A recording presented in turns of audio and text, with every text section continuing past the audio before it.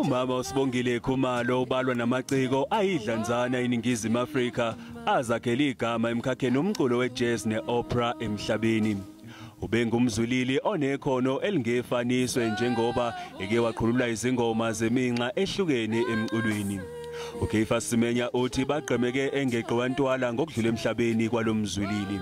It's a loss. We have lost her. She was really a great singer, and we were looking forward to working with her in the future again, but unfortunately Mudimu uthathwe.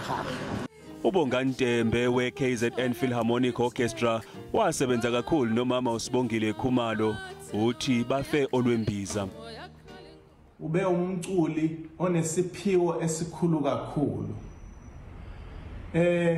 Ugadle kakhulu emculweni. Ube umculi comfortable in multiple genres.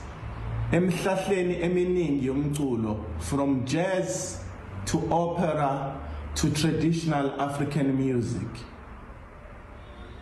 Udokotela Sipho Sithole oyisikhulu sesitebele somculo iNative Rhythms osebenze kakhulu noMama uSibongile uthi ube nekhono elingavamile lokungena khaxa emkhakheni ehlukene yomculo futhi uma esestage edlala ubebhalwe ebusweni ukuthi uyayiphila lento.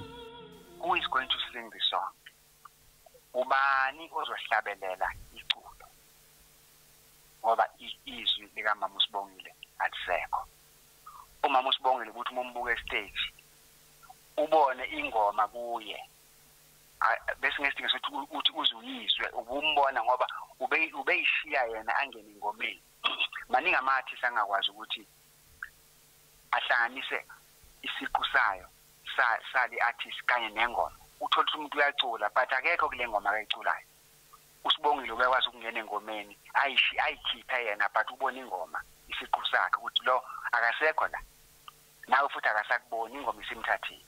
Ngithi angidlulise ukukhala la uhanjele udadewethu uSibongile Khumalo. Sibongile Khumalo simazi kakhulu, uhambile phesheya, wahamba nase South Africa yonke esebenza ecula.